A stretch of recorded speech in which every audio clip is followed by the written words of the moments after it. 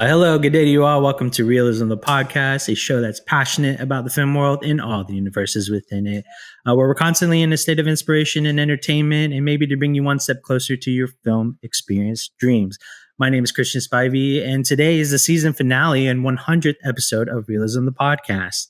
I have a lot of guests today. We'll get to them in just one second. The 100th episode is pretty simple today, but it's going to probably be a lot of fun. I'm not sure. We're honestly going to find out as we go. But for the 100th episode, I just wanted to have some fun with it, with the podcast element of things. And with everything in my life being so chaotic, I just wanted to start or try something new. And I didn't want anybody to like stress over the answers or anything like prepping wise, because I really didn't give anybody that much time to prep and whatnot.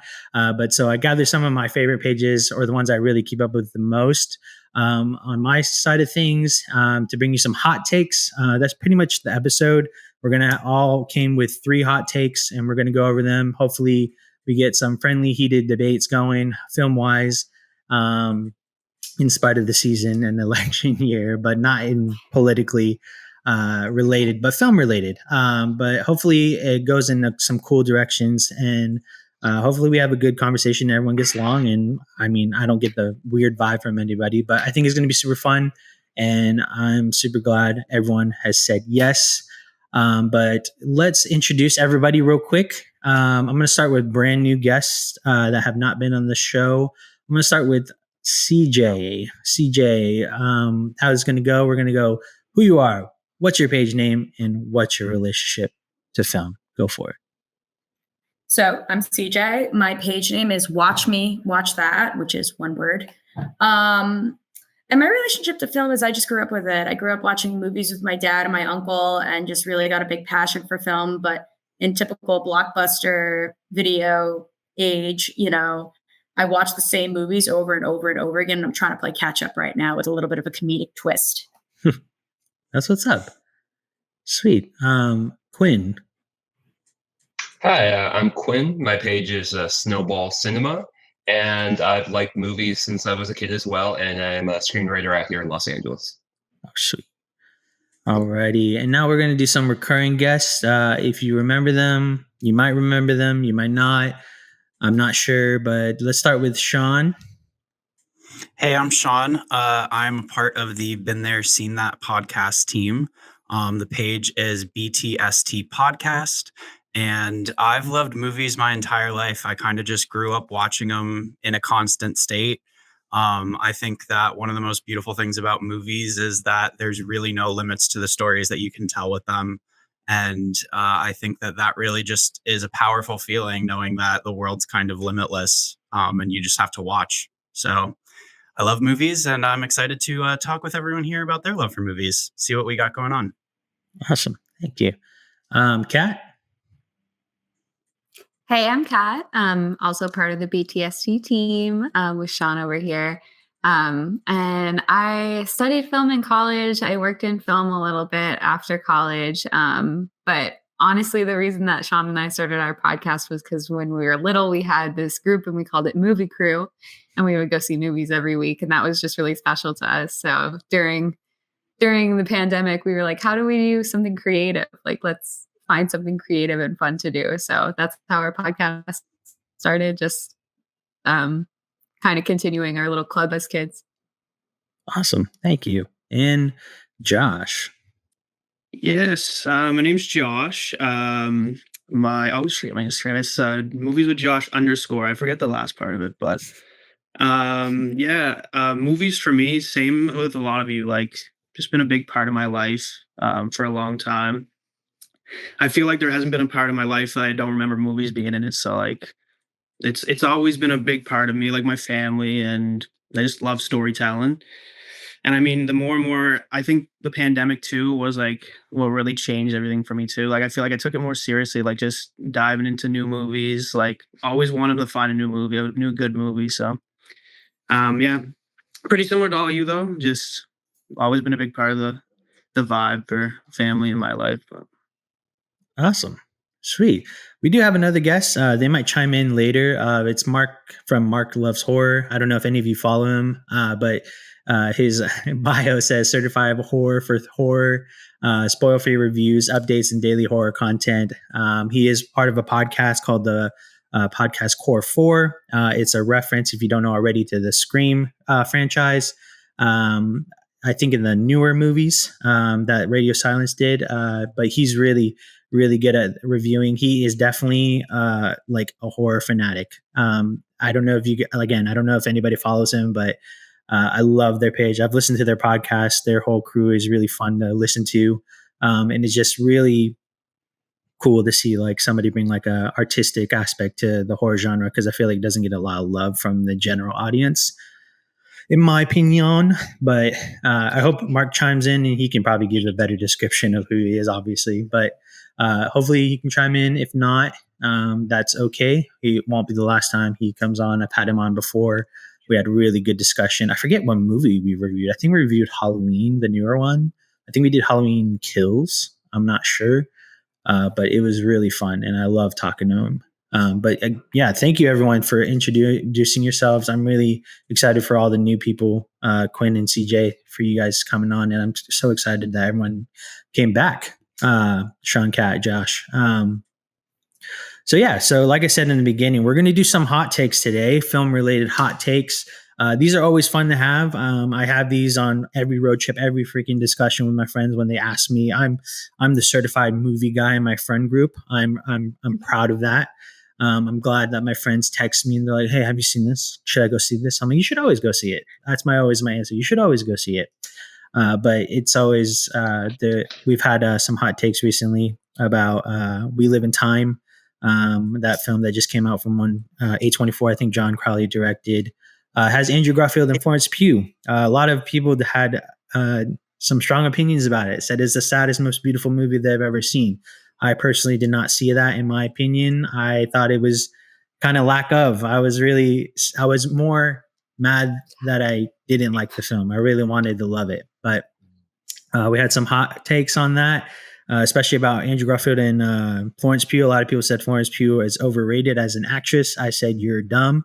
I got pretty heated in that conversation. But I think she's really good for her age and where she's at in Hollywood. I think she's herself in a lot of the public eye, which is cool. And I love that I can distinct people from their personal character from their characters in the movie. It's really nice to see. A lot of times I feel like actors are always on character or in character. Like Tom Cruise, I think he's always in character. I love Tom Cruise. Don't get me wrong. I love watching his movies, but I feel like Tom Cruise is like, I feel like they should just name these characters Tom Cruise at this point. But anyway, we're going to start off with, I have no particular order. If anybody wants to volunteer to go first, if not, I'm just going to really just go in the same order we did the intros. So anybody want to volunteer? Okay, CJ, you're up. All right. So I get the first one. Yeah, give us your first hot take. My first hot take is, I think Uncut Gems is overrated. Oh, Dang, that was a good start. That is a good take. Why I feel this way, I just didn't get it. And I'm not gonna like spoil anything. I'm gonna try to avoid that for anybody who hasn't seen it that's listening to the podcast. But I just felt that I was watching a complete asshole for 2.5 hours, and I could care less what happens. Like I was just like, all right, well, I don't know. Maybe I've just been in the New York area for too long, and I've just been like jaded by like who cares what happens to you? I don't know. You're not nice.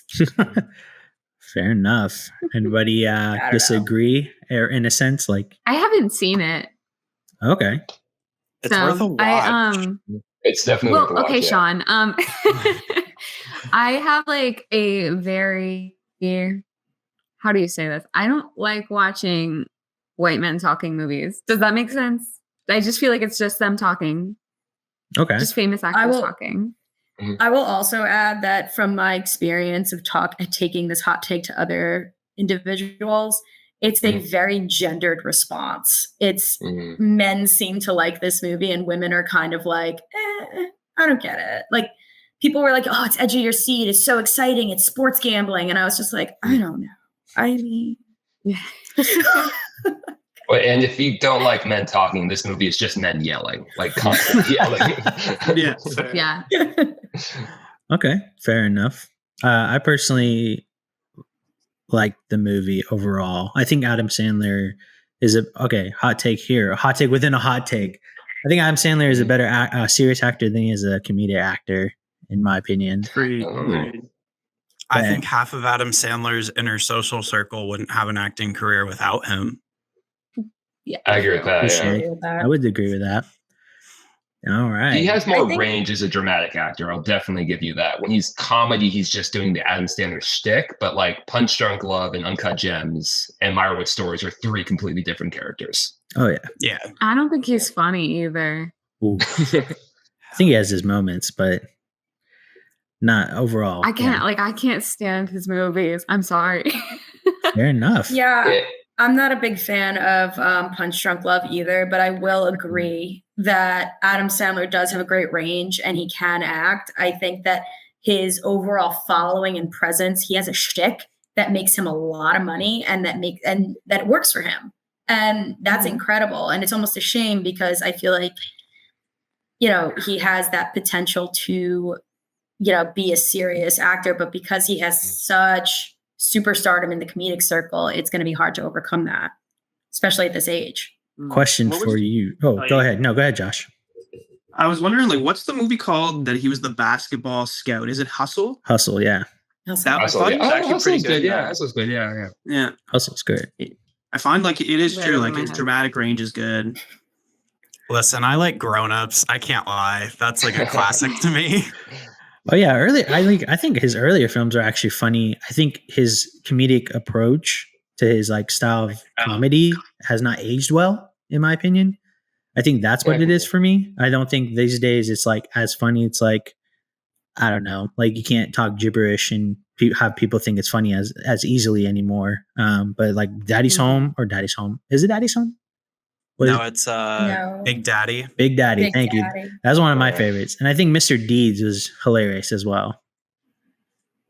But- And the final presentation in Billy Madison. Yeah. For those who don't like Adam Sandler, just watch that final presentation. Everything that's cool. Billy Madison's awesome. We'll say I was- okay. What? I was gonna say, going back to what CJ said about Uncut Gems too, I feel like a big problem with that movie and a few other movies that I've seen recently is they just make characters so unlikable that you don't even want to Yeah. continue watching the movie because you're just like, I don't want to continue watching you treat people like shit. Sorry. Mhm. True. I will say we wouldn't have that meme going around if it wasn't for this movie. What's her name? I forgot the actress's name. I do apologize.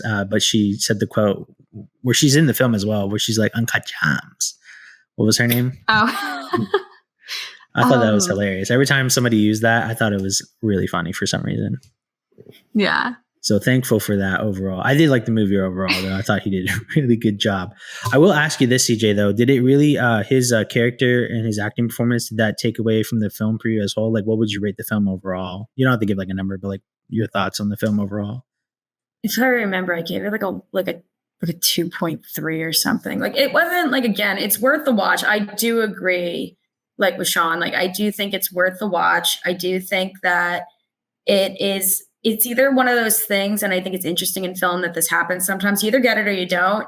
And maybe I just missed it. Maybe, and I can acknowledge that. I can acknowledge that through just the types of movies I like. I really get invested and watch movies through character. And I really need to root, even if the character is bad, there will be blood. Bad guy, great character. For some reason, just sunk my teeth into it. Really loved. I think that's a perfect movie. But I just couldn't, I just was like, the whole time. Like, no. I can see where you're coming from, though. Fair enough. What's your rating system, though? Is it like out of 5 or are you like out of 10 kind of person? Out of 5. Out of 5. Okay, cool. And What's you can't have a 0 because it exists. Okay. It's impossible to have a Touche. 0. I've never thought about that. Wow. I'm a 1 out of 10 person or out of 10. But I'm gonna add 0 to my thing. What's everybody else? We're out of 10. Out of 10? Same here. Out of 5. Out of 5? Okay, cool. Yeah. Sweet. I just You heard make me want to find a 0 movie though now. There has to be a 0 movie somewhere out there. Emoji movie. I've given a 0.0001 before. But it exists. Wait, what I didn't movie know was what that? movie that is. That was Birdemic Shock and Terror. I think that was the worst movie I got because I took requests, and during COVID I watched that gem, and that was, I think, the worst thing that was an actual movie that was actually made. Sometimes I feel like some movies are made out of like handy cams and I don't count those, but this was like produced by somebody. All right. What's that? Should we, I mean, I know this sounds unprepared, but I like everyone's opinion anyway. Should we go everyone's first hot take in a round and go to like 3 rounds, or should we just do like everyone's all 3 at one time? I think We CJ can wants round to it. keep That talking. sounds fun. Do Or I? CJ can keep talking too. I No, we mean, can do one at a time. That works. Yeah. Okay, sweet. Awesome. All right. That's a good start. I love that. I did not expect that, but I love that. I love that I didn't expect it. All right, Quinn, what's your first hot take? Okay, CJ, thank you for being negative since I was trying really hard to find a hot take that wasn't negative, and all of my hot takes seem to be negative. So I found some positive ones, but I'm going to start with a negative one. Okay, so I think the ending of Spider-Man No Way Home is one of the most thematically dangerous endings I've seen in a long time. This will take a second to unfold, but here we go. So at the end, Mary Jane tells Peter Parker, after I lose my memory, find me and tell me everything you know. Like, tell me who you are, do all this, because everyone's about to lose the memory of Peter Parker, and she wants Peter to come and tell her. But when Peter shows up at the donut shop at the end, he sees her there and he's about to tell her everything.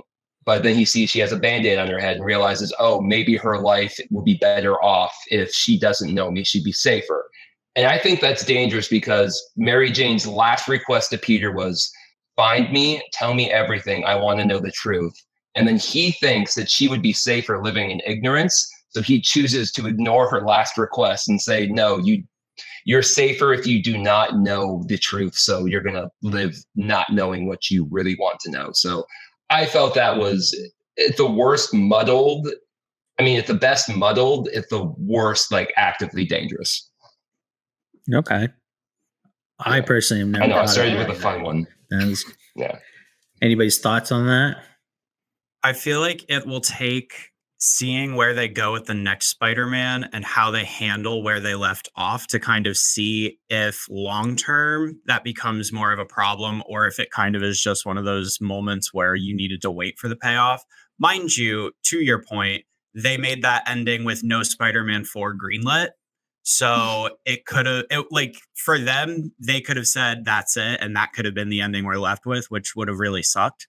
But yeah, I think it'll be interesting to see where they go with Spider-Man 4, which I know they're kind of starting to get in gear, and you're starting to see the announcements and where it's going to go. So I think it'll be really interesting to see where they go with that. But I don't disagree. I do think that it really opened up a little bit of a character problem or like a character flaw almost. I feel like it's just very out of character for him to do that. Maybe I just don't understand his character because, I mean, you look at it from the perspective of, yeah, he would be protecting her and he has her best interest in mind, but I don't think Peter Parker would go against MJ's own personal wishes, to your point. So I'm in agreement with you. Yeah, I agree. I mean, I think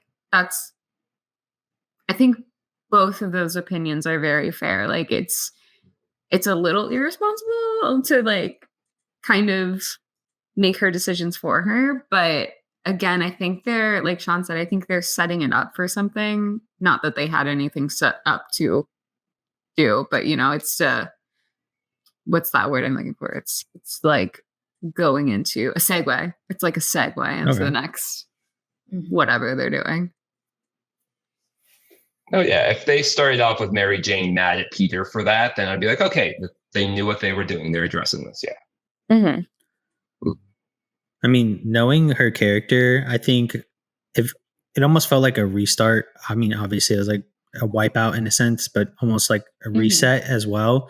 I almost thought about would she even believe him, even if he would have told her. Like I'm thinking, and I was like, when I saw it, I was like, oh, this is a reset, and I'm probably wrong for thinking that way, but I was like, oh, it's a reset. So we're dealing with Mary Jane from the first film, the like emo gothic like MJ, and I'm like, okay, she won't even believe him. She's gonna think he's crazy or whatever. I don't know, but then again, I never thought of that until you just said it. So, well, interesting. No, I can see that. Like, I understand like the structural reasons, like why they're doing that for the next movie. But if she doesn't believe me, you can just like walk on a wall, and then I think she'd probably listen. Yeah. Touche. Oh man, that's a good start. Anybody else have any thoughts on that? Yeah, I kind of do. Like, I didn't really like the movie as a whole, but I actually liked the way they did that at the end. I don't know. I like that it was kind of different. I didn't expect that, but I can understand what you're saying. Like, you're making me think about it a little more. But I didn't think too much of it because I was probably pissed off at the rest of the movie. But yeah, I feel like I don't know. I like that it was a reset, probably because I haven't loved all three of those movies. I was like, cool. Like, I'm down for something different. But yeah, you're right. I definitely see that angle. I'm curious at this point, who's everyone's favorite cinematic Spider-Man right now? Oh, that was going to be one of mine. Oh, okay, hold on. Okay, well, wait, we'll get to No. It's okay. We can do it now. Okay, I mean, I get it. Are we cool with transitioning to Kat real quick? What's your Spider-Man hot take, Kat? My Spider-Man hot take is that Tobey Maguire is always going to be Spider-Man. And I know everybody hates Tobey Maguire and they think he's like too old for it. But I think we all look around the same age. I'm just going to make assumptions here. So I think like when that was like the first Spider-Man that you saw, and that was the first one that came out, and they were so good for the time that they came out. I love Tobey Maguire, and I think it was a great Spider-Man, and I love that they brought him back. That's my favorite Spider-Man. I don't know what anybody else is talking about. Same here. By far my favorite Spider-Man. He's the one who makes Peter Parker feel like a loser, and that's what Peter Parker makes. Yes. Yeah. Yes. Big agree. Dang, does everyone agree? Peter Parker. Okay. I think he's my second favorite. I think Andrew Garfield's my favorite Spider-Man, but Toby's Peter Parker's the most like relatable and most like you said, like kind of like a loser. Yeah. So like he's always been like, I think he feels more like Spider-Man, to be honest, than Andrew Garfield. I love Andrew Garfield's Spider-Man. See, I think Tom Holland is the best Spider-Man though. But Yeah, the best Peter Parker. Yeah, the best Peter Parker. Oh, that's a good point. Tobey Maguire. I dig that. I like that take. I think Toby takes it all for me. Honestly, fair. I have to ask, are there any people in here that like The Amazing Spider-Man 2? Because I personally love it. Yeah. I know don't that's a hate hot take. So like I think it's one of the stronger entries in all the Spider-Man franchises. I think, I don't think there was a really, okay, maybe it's a hot take. I don't think there's really a bad Spider-Man film. I don't think there's a bad Spider-Man film. I enjoy watching all of them, but like the emotional connection I have to Peter and Gwen and the emotional toll that was taken on me from watching the end of the Amazing Spider-Man 2, like it lasted with me. It wasn't something that like it traumatized high school Sean. So so I have some type of connection to it. Maybe I'm just trauma bonded with that movie, but I find myself revisiting that one the most frequently, which surprises me. Interesting. I also really liked Into the Spider-Verse. Yeah. Both of Those those movies were great, amazing. I think those are, everyone's shaking their heads. This is crazy. I thought I was waiting for like, no, Tom, no, Andrew, no. Yeah, I mean, I think that the thing with those movies, especially the original series of the Spider-Man, which unfortunately the third one was just not great, but the first two in that series are just so, they captured a moment, and it's before the real, and I understand that a lot of people really, really, really, really love Marvel. And I like Marvel. I wouldn't say I watch every single superhero movie, but what I will say is like, this is before every other, like now we have like 2 Marvel movies a month. Like I feel like this was before, this was new, a superhero movie. This is when the Marvel Studios was really just starting to come up. And I think that was a really special moment for like action hero movies. Agree. And I think on a lower stakes level too, they were kind of more open to do what they wanted with the world because they didn't have something on the MCU scale where they were very intricately setting it up. They kind of were just like, we have this character, we have this entire IP that we have access to. What can we do with it? But what can we do that's going to make it unique, but still remain true to its form? And I feel like that's where they really kind of got a little bit of creative freedom where they weren't scared of being laughed at with where they were going. Because I mean, you look at the Tobey Maguire 3, they aren't extremely comic accurate. They don't really follow any of the plot lines or anything like that. But people love them because it's familiar and they just needed to see some type of representation in a semi-serious light. They just didn't want to see it be made fun of or like half-assed. Mm-hmm. Right. Also, I think Tobey Maguire got a lot of help from Willem Dafoe. I think that his foe there, for lack of a better term, was just like really they uplifted each other and was just a great dynamic. Yeah, and then you even have the him and Alfred Molina in the second one. Like you just built on these strong dynamics. Yeah, definitely best villains in my opinion. Yeah, for sure. And I think they were also. Oh, sorry, I cut some. No, you're good. I think it was also before CGI just like took over and everything was a little more realistic and a little more grounded, because I think now you go into movies and it's so animated and it doesn't need to be. Yeah. And they weren't afraid of being too serious. Like if they have a dramatic beat, especially in the second one, they will let it play out as drama and not undercut it with a joke. Like when Peter is like on the train at the end and all the New Yorkers see who he is, like you could easily cut away and make a joke out of that, but they play it for a genuine sentimentality. And I think it lands. It like hits my heart every time. Yeah. Alrighty. Sean, hit us with your first hot take. Yeah, that's actually a kind of good segue into my hot take because my hot take's regarding the MCU. And my hot take is that the MCU is not to blame for the downfall of the film industry. It is lazy film goers and lazy filmmakers because they can't come up with the better ideas. I know for a while I would say that I stood by the belief that people were not going to the theaters unless it was for a Marvel movie. However, I will shame people that were shaming people going to Marvel movies because a ticket sold is a ticket sold and theaters are struggling regardless. So I'm one of those people, and mind you, I have very strong opinions. I make them known in the film community, but like I try not to yuck what other people are seeing. Even if I don't want to see it, I don't have to see it. But like, I'm not going to go on social media and waste my time talking about how people only go see Marvel movies. You're a stupid audience. You can't keep your interest entertained.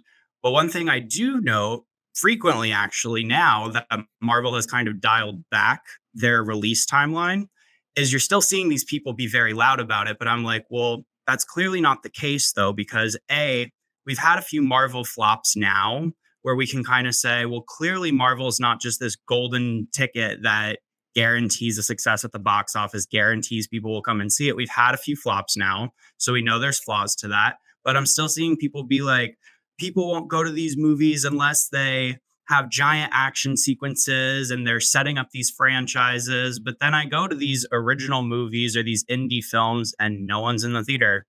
Mm-hmm. And then I'd ask these people that are being very loud about the MCU, did you see those movies? No, I'm waiting for them to come home and streaming. And so I think maybe it's not so much a hot take on MCU. I'll stand by what I said on it. That's what we'll debate.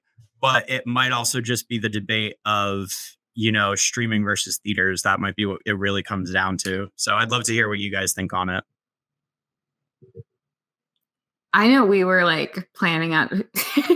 So for those of you who are not familiar with our podcast, Sean and I have taken a little bit of a hiatus, but we have a lot of episodes up in the brain. They're just not out in the public yet. But we were planning on doing an episode of like streaming versus watching films in theaters and like how streaming like has changed the industry entirely. Yeah. And I think to your point, Sean, that it's like lazy filmmakers, lazy moviegoers, I think we're just able to accept so much more because the demand is so much higher and you just can't crank out films like that. So it's like, if you want to get top-notch films, you know, you're not getting them every single time. It's like, I feel like they're like a shot in the dark now. Like, is this film actually going to be good, or is it going to be like very mid quality? Like, it doesn't even matter the actors are in it. It's like these films took no time to go into the writing room. They took no time to like go into production. It was just like, let's bang this out and get it out as fast as we can. I agree with all that, and I don't. And going back to the original, I don't blame Marvel, or I don't think it's their fault, but they did start a trend that I don't think they were quite aware that they were starting. Where, like in the 50s, everyone uses the comparison that like Westerns were the superhero movies of the time. But the difference between Marvel and Westerns is that Westerns is a genre that anyone could do. Marvel is a brand that only like that Sony and Disney own. So it's not like, oh, anyone can make a superhero movie. No, unless it's DC or Marvel, it's not doing well. And people really like those movies. And because they really like those movies, they kept going back. And over the course of many years, the biggest movies that people keep seeing are only under these two umbrellas. And it subtly trains people that those are the movies I need to see in theaters. Those are the event movies, and everything else gets pushed to the side and stuff. So I don't think they're purposely doing it, but they did subtly train an audience to think, oh, these are the big movies I see in theaters, and everything else I could watch on streaming. And for quality wise and stuff like that, like I do believe there's been a giant drop in just what gets greenlit and what doesn't.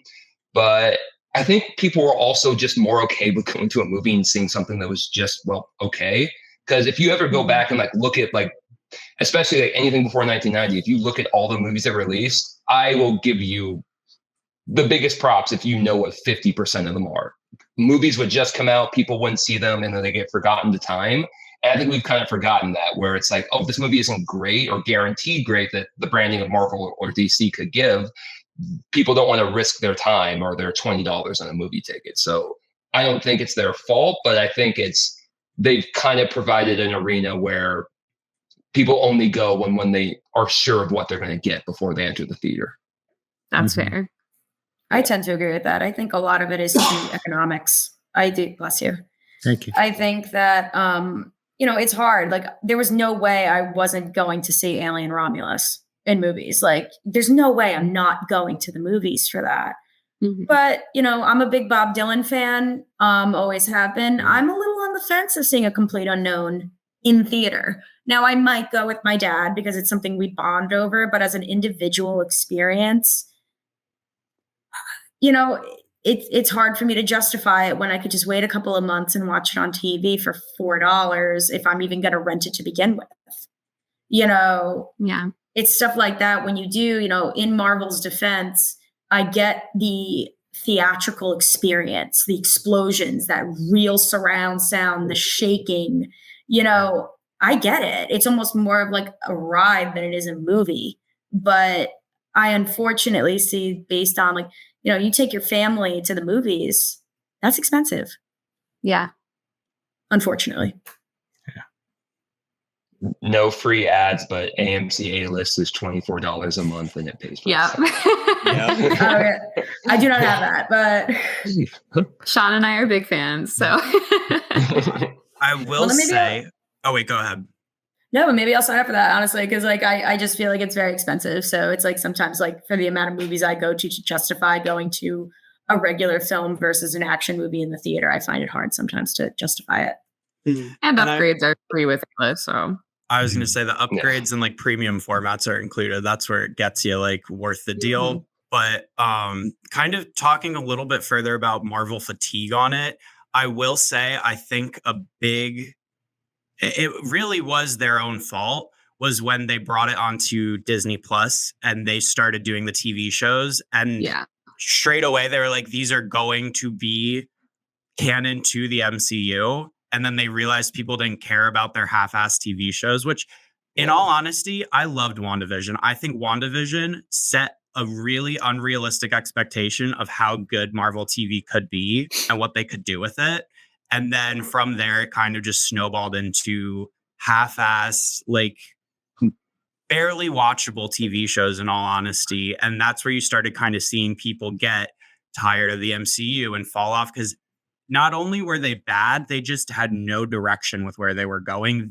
You could tell it was being a cash cow, and you were just being milked for money at that point. So like, I don't know if that's where the quality kind of fell off, but consistently the Infinity Saga held my attention. Now I do find myself kind of falling back off of it. But overall, I think the big thing I see more is just accountability from a lot of people in the film community, and just a little bit more leniency, I guess, towards Marvel and what overall they have done. Because again, it's all about getting seats in the theaters to me. I just need attendance, and I need them to not have to close. That's where I'm at. Because I don't know about you guys, I'm constantly in fear that my theaters are going to close around me, and then I'm going to be like, I don't know where I'm going.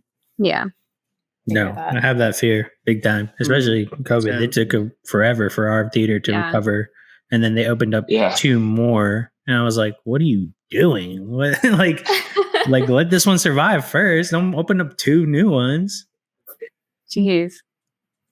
But are the main theaters there AMC for most of you? AMC and Regal. I choose AMC because I like my A-list. Regal's closer to me, but I will drive 40 minutes for AMC, and that's my opinion. I'm a Cinemark guy. There are AMCs, but they've shut down the most here. Regal, we've only had one, and we had 2. One shut down 10 years ago, and then we have 1 left. But Cinemark just built 2 more theaters, and we have 3 in Jacksonville. So nice. I'm a big Cinemark guy. We don't got any of that. We have Cineplex here. That's it. Cineplex. Yeah. We have 1 theater for the whole, like, I'm in Newfoundland. We have 1 theater here. I think there might be one like 9 hours away, but that's it. Other than the one in town here. Yeah. It's pretty rough. And do you guys have like premium formats? Do you have like the IMAX? Do you have like Dolby Surround? Yeah, there's 1 IMAX, and it's not like up to par, to be honest. Like, I've been to IMAX over in Halifax. It's better. But like the quality of the theater is not the best here. It's not great, but I mean, it's not bad. Like, it's just that we don't get a lot of releases. That bothers me. Like, no indie films really pop around here. But yeah, I'm still praying for an AMC here. That's what I'm going for. Dang. All right. So Josh, since we have your attention, you have you speaking right now. Give us your hot take. Yeah, I'm trying to decide if I want to like jump right into a really like intense one or not. I'll go with go for it. All right. Yeah, give it to us. It's got to be Interstellar. That's my hot take. It's I like Interstellar. I think it's a good movie. I think it's very overrated though. I don't think it's a great movie. I know that's like I don't know if I've ever met a single person that doesn't love that movie other than me. Josh, I completely agree with you. Oh my gosh, this is it. This is the day. Yeah. Do you want to give your reasons why you think it's overrated? Yeah, I'll quickly, and then I'll see if it matches up with you. My thing about Interstellar, I think Nolan's a great director. The Dark Knight is my favorite movie of all time. So like, just to get that out there, I love Nolan. I think when it comes to Interstellar, it's a gorgeously shot movie. I think the CGI is like flawless. The music is great. I think in those aspects, like, it can't be stronger. I just think the story is just kind of meh. I like a lot of things it does. I just think it's really dragged out and dry. The acting too. I forgot the acting. Acting's great in it too. I got to rewatch it. I've only seen it once, but yeah, it's the story. You have to rewatch it. Yeah, I do. I think I was so upset when I watched it during COVID about how, like, because I love sci-fi. Like, I thought it was going to be so cool, and it was cool in a lot of ways. But yeah, I don't know. I think it's the most disappointing movie I've ever watched. I got to rewatch it. Yeah, I got to rewatch it. I think I'll like it better. Yeah. I would definitely say that's a movie that every time you watch it, you kind of pick up on something different. And I think that's why that movie in particular is one to watch like several times. I think Nolan in particular is like, you got to watch his movies multiple times to really pick up on everything, especially movies like The Prestige, where it's like so intertwined and like you pick up on little details. But I will have to say, and you did hit on this point, the irrefutable statement about this is Hans Zimmer and the music. It's fantastic. Mm-hmm. Yeah, can't be better. Yeah. Yeah. Quinn, why don't you like? I'm open to. What's that? No, sorry, go ahead. I'm open to liking it too. Like that's what bothers me so much is I really want to love it. And that's why I'll rewatch it eventually, and I'll have another take on it. I'm hoping I'll like it more. But yeah, sorry, you go. Quinn, Okay, why are you liking it?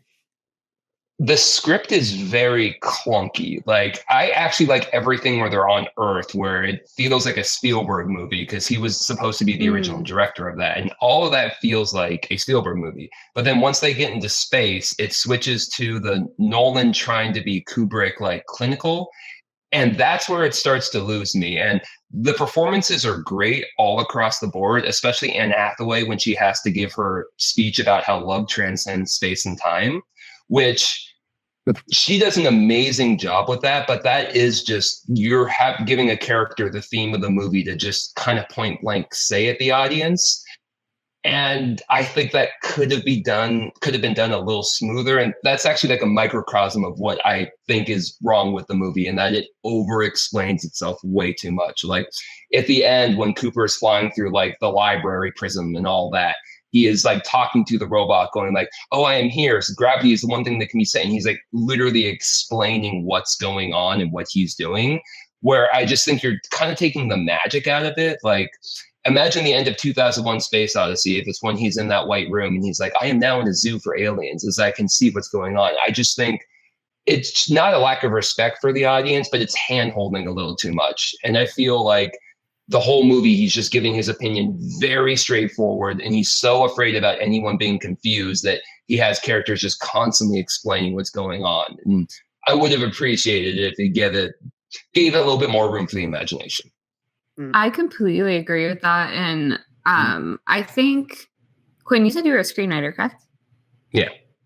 I think you'll understand where I'm coming from when I say this. I think producers and like the whole industry really underestimates audiences, and they treat them like they're stupid. And it's progressed over time. Like I feel like you watch older movies and there's not that, like you said, hand holding. It's a good term for it. Like you don't have to explain everything, but I think, and not to like hit on audiences or anything, but like I think there's very much an idea of I didn't get this movie and I'm not gonna get it, so whatever. And then you never think about it again. Whereas like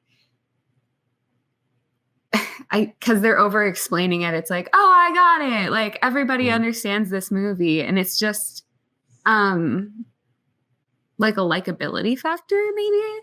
And I agree with you that it's not a positive thing to have that hand holding. I think it would have been better with the more subtextual script as well. Well, I think when you're talking about a movie like Interstellar 2, or really any of Nolan's works, they're just massive. So they're very hard for an average cinema goer to just watch. And I mean, you have something like The Dark Knight or like any of the Batman movies, or I'd even argue Oppenheimer, where it's pretty straightforward. But you dive into something like Interstellar or The Prestige, where there's these layers that you kind of have to be looking at. The average audience member typically, doesn't want to sit in an auditorium for near 3 hours, like most of us, but they also don't want to have to sit there thinking. They want to kind of just see the story unfold for them. So I think with Interstellar specifically, and to Josh's point, I think a lot of people struggle with there's plot holes. Like there's just so many things that it seems like weren't thought out in the process, or maybe, like we said, we were talking about how it was originally supposed to be Spielberg on it. I think there was some kind of just miscommunication in what story they were trying to tell. And it feels like there's almost a shift when you're watching the movie and what's being told to you. And it shifts into a different movie, in my opinion, at least. Yeah, that was a great point. That's how I feel, but I feel like it's kind of a couple different movies in one. Yeah. I completely agree. I didn't know Spielberg was the original director for it, but that makes a lot of sense. And you could feel that too. Yeah. So yeah, I felt like it's, you never see it. Oh my gosh.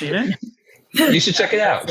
I'll say you guys. I'll say you guys requested it. I'll be like, everybody on this podcast told me to watch it.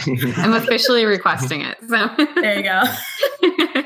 Well, I'm glad you guys don't hate me for that. Yeah, it's been on my list for a long time. It's just another, to your point, it's 3 hours. And for me to carve that out sometimes, it's just like I see the timestamp and I'm like, I feel you. Oh man, I love that. It's like 3 hours. I love the shift in it though too. It felt like I was in a different planet, different like dimension and whatnot. I felt like what they were trying to explain. I felt like it was just fun. It felt like it was like paying homage to like all of cinema in all in once. Maybe that was their mistake. Maybe that was just something they did, the creative take on it. But I don't know. I'm a big fan of that film. I think it's one of sci-fi's greater. Not master, not I wouldn't say Yeah, go for it. masterpiece. I wouldn't say masterpiece, but I would say one of definitely their top contenders for great sci-fi films. There are many out there, but that one definitely, for me personally, takes the cake. But I don't know. I just love. I'm very biased when it comes to certain directors. I don't think Nolan is one of them. I will say when a movie of his is bad or not. Like I wasn't the biggest fan of Oppenheimer, but I like Tenet. It's really weird when it comes to Nolan and me. But The Prestige is my favorite film of his out of all of them. And I even love his first film, The Following. I was just like, oh, I love this. Like, it just doesn't feel like Nolan, but it's definitely still like, it feels like the beginning of his career. I mean, probably a lot of directors' first films feel like they're beginning of their career, but it felt like this is what I'm going to give to you. Like, this is what I want. But it felt particular. Like, this is what I want my first film to be. And this is why, but definitely shocked that I did not expect you to say Interstellar is overrated. I did not expect somebody to chime in and say that and agree with you, but the same. but I knew what I was getting into. You're a brave man, Josh, and I appreciate your bravery. Thank you. I'm glad that I didn't get kicked out here. No, dude. No, it's your opinion. I would never. No, I've seen your reviews, Josh. I'm honestly partially shocked, but not really at the same time. Yeah, exactly. All right, CJ, we're bringing it back to you. Give us your second hot take. I've been juggling with which one I wanted to pick, but I think kind of going off the previous conversation, my hot take on the movie industry as a whole is one thing I really grew up with and really miss and don't see any quality in anymore is the creature feature. I miss the creature feature. Like I'm totally into horror movies, like exploring mental illness and serious issues and really diving deep into our psychology. But I miss like, there's a 50-foot spider in the closet. Like I miss that. Like I feel like, is it in that closet or is it in the other one? Like, I know it's simple and I feel like Super 8 tried to do it and I enjoyed Super 8. Even to a degree, you could probably argue, and opening the floor, if Barbarian is a creature feature. Okay. But I just miss that kind of, easy drinking cinematic experience. Yeah. I know Super 8 is one of our favorites. I gotta watch Super 8. It's been on my watch list for so long. It's so good. That's good. Cool. I have to put it higher then. Yeah, I remember watching it. It was so good. Yeah. I rewatched it like when we did our podcast on it, and I was like, man, I forgot how good this movie is. And I think it's definitely like a creature feature. Like it's like, I don't know. It's different though because you don't really see it until the end. But well, and I agree with you. When you were talking about Alien Romulus earlier and seeing that in theaters, yes, it's an alien movie, which will qualify as the creature feature. And no spoilers, but there's even a secondary creature in the movie that kind of adds like another level to it. And it was terrifying. Like anytime you get a new kind of creature to see on the screen, I think, because of course you have your franchises where it's like Alien or Predator, Freddy, Jason. Those aren't creatures, actually. Freddy and Jason are slashers. But you get creatures like Alien or Predator that you're familiar with, and you get the franchise. But I think original creatures is kind of what we're lacking in this generation. We're a lot more of a psychological horror generation, I feel like. Yeah. Oh yeah. I agree. Like The Fly is amazing. Who doesn't? I love The Fly. Yeah. Yeah. Have you seen The Substance by chance? Not yet. Oh, No. so Okay, good. There's a creature feature aspect of that movie, yeah. Oh wow. Yes. Yeah. Mhm. So good. Like one of the best ones I've seen in a really long time. Completely agree, yeah. Hey, I gotta get it. Josh, didn't you just review that one? I did. I didn't love it. Really? It was. I listen for body horror. It's like top notch. Like as far as the actual like way they did it, really impressed me. I just didn't like the story that much. Okay. Yeah, but I mean, like I don't blame you for liking it. Very cool, like in different ways. Josh, on very this one, I original, I completely think. disagree with you. There we go. We need the balance. We need the balance. Oh man, would Godzilla be a creature feature? I'd consider it a creature feature, like Yeah. Godzilla -1, the newest one. Okay. Was Stranger Well, also, Things? one, yeah, Yeah. there's some creatures in there. Well, the weird thing is, I think like with Alien or Godzilla, originally they were creature features, but because we've become so accustomed to those characters and so familiar with them, we don't really view them like as much as creatures anymore because there's no Mhm. discovery of what this thing is. It's just like, oh, it's Godzilla or it's a xenomorph. Okay. Fair point. CJ, you're referring to like your old Universal, like Dracula. You know, Creature of even in the Michael Bay. 80s, I think we did it well in the 80s. I think like I know this is a terrible movie, but like The Relic, like I can't help but think about The Relic. Like it's not a good movie, but it's enjoyable to watch. Like it's something that's, again, I'm not saying that it's changing as far as a cinematic experience. It's not going to, you know, get the people out of their seats for a standing ovation. But as far as watching a film and enjoying it and just kind of having that guilty pleasure, I just love them. I think they're amazing. Yeah. Perfect. Have you ever seen the 80s Blob? I have not. It's up there with The Thing for like creature practical effects. It's amazing. But No, I'm not exaggerating. It is I'm listening. it's surprisingly great forgotten movie. Yeah. honestly, because it was streaming and I came this close to watching it like 2 weeks ago. So now it's Take the dive, you'll be hooked almost instantly. For to it. Blob. I almost watched it the other day too. So No, it's just a blast start to finish, and it's written by Frank Darabont, the guy who Shawshank Redemption and Green Mile. So it has its cred. Looks good. Shawshank, The Blob. Right. Oh, there's two versions. There's a 1958 and then a 1988 version. Yeah, watch the 80s. The 60s one or the 50s one with Steve McQueen is fun, but the 80s one's like just straight up a great movie. The 60s one is like an old-timey drive-in kind of feel movie. Like it's very campy, Exactly. not meant to be taken serious. Oh, The 80s okay. one's actually really like a good time. Yeah. Dang, adding it to my list. Sweet. Good. Also, I have Google ready if we want to fact check anything ever. So Also, if anybody has not seen it, one of my favorite creature features, just to plug it, is alligator. I love alligator. It is great. Yeah.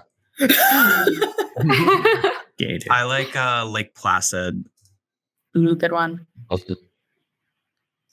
Oh my gosh, bunch of alligator facts. I did not mean to type it in like that. Alrighty. All right, who's next? Quinn. My hot take is that Dune 1 and Dune 2, the new ones, are actually not as great as everyone says and are kind of shoddily put together. And the way they're structured, it kind of makes it so the first half takes way too long and then the second movie has to rush through way too much plot. It's kind of like the first, the last two Harry Potter movies, like Deathly Hallows, where the first one's very slow, very this. And I like the first one better because it has time, but because it takes so much time, the second one's just on like autopilot. We need to get through everything as quickly as possible. Like I think the first Dune movie should have ended with Paul riding the worm, and that would have given the second movie more time to talk about his downfall and rise at the same time. Fair. Yeah. I think with Dune, the big problem for me was that they build part one as Dune until you are literally in the seat and the titles go and it says Dune and you're like, yes, you hear Hans Zimmer score, and then it just goes part one. And I was like, what the? Like, I was like, I'm so over splitting movies into parts. I was burned Yes. by the dystopian franchise of Divergent when they didn't even give us the final part because the part one tanked at the box office. Because again, people don't want to see a movie that doesn't need to be split in two parts. And to your point, when you do split a movie into two parts and it doesn't require it, one of those parts is either going to be super rushed or super drawn out, and you're gonna love one of them and hate the other. And I feel like that's kind of Yeah. how it's just designed to be when you split up one story into two parts. But with Dune specifically, I think a big problem was you have the 80s one, which have any of you guys seen the David Lynch one from the 80s? So you Yeah. have that one kind of lingering, not really doing great justice at establishing this world that's beloved by a lot of people. But then you go to Denis Villeneuve, who he kind of takes his time in part one setting the stage almost to the point that it takes too long. And part one specifically, there are moments in part one where they're just talking in the desert for like 20, 30 minutes walking. And we don't need that. That could have been spent in what you were talking about, part two, where you're kind of going into that downfall. Whereas when part two comes out, the Paul Atreides downfall and the entire arc of Paul Atreides as a character was very rushed through, very hard to follow, and very drawn out. So yeah, I do think it was probably not the best way to split it up. I think where you mentioned where they could have split it with him riding the worm, that would have been a great segue to kind of park it, leave it, and then even if you wanted to dive into Dune Messiah, like they ended it well with the Holy War setup, but just kind of tease Dune Messiah with that extra time you could have saved. That would have been great. I'm a big I Dune only fan, saw if the you guys first can't one. tell. Yeah, I only saw the first one, and I know Sean and I did our episode on it because we do a series called Road to the Oscars where we cover all of the best pictures nominated. And I couldn't sit through it again. I was like, Sean, I cannot watch this one again. And funny story, Sean, I'm going to totally out us for this. We had to Out you. We had to butcher our Dune episode because we pronounced the director's name wrong the entire time. So it was like it's completely butchered. Anyway, That's fun funny. side fact, Me, speaking of the name, I mean, Josh and I actually reviewed that episode together, or that movie together. And I think, Josh, you were saying, or I think I asked you if you spoke French and if you know how to pronounce his name correctly. And then we talked about that a little bit. But I think you had strong opinions on that, didn't you, Josh? Yeah, like it's funny because everything you guys are saying about the Doom movies is fair because the first one, I thought it was solid, but it was very drawn out and dry in parts, especially like the second half. I still liked it. I thought the world building and characters were cool, but the second one I liked a lot more. But the pacing was a mess for sure. Like it was just too much content thrown into it. But I really still liked it. I thought it was super epic in a lot of ways. But I'm not going to sit here and say there's not a lot of like issues with the pacing and just how much was shoved into it. So No, Yeah. I think what you guys said was perfect. Like, And I also want to say, like Sean, for those who've read the book, it's one of the most interior books I've ever read, where almost all the drama is played out through character thoughts, not through actions. So, like, adapting that to like film is just naturally hard. Like in the David Lynch one, he solves it by having narration of characters' thoughts constantly, which is definitely not the answer, but it's just like one of the most famous scenes in the book is this dinner party they have. But if you just play that in the movie, it's just people looking at each other and no one really saying anything interesting. But it's so much is played out in the characters' thoughts, and that's where so much of the drama comes. So the fact they were even able to adapt it this well, though I don't agree with all the choices they made, I will still say it's like a huge undertaking getting it done. I do have a question for you guys without plugging the new series on Max, but are any of you guys planning on watching the new Dune series on Max that's like a prequel series, or no? no. I plan on it. I just don't know when. I think that kind of says right there how well, because I think with the success of Dune and Dune 2, and Dune 2 is significantly more successful than Dune 1 in my opinion, I think this is a true test to see how much of the fandom or the new fans that have been brought in truly stick, because I don't actually think outside of the main narrative a lot of people are interested. I think the main narrative is strong, but not strong enough like Harry Potter or The Lord of the Rings or something like that, where you're going to have a fandom that's going to follow it into prequels or spin-offs or something like that. Yeah. Yeah. Good point. Yeah. Did you guys see what Tarantino said about? Wait, no, he just said that. What did he say about? Did he say about Dune? Yeah, he said he doesn't watch Dune.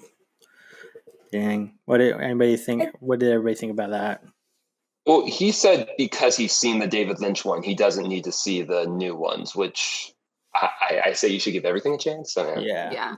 Yeah. The old one's also not good. Like, I don't care what people say. It's a pretty bad movie. So the pacing in the old one is like schizophrenic. Like all of Dune 2 is the last 45 minutes of the first movie.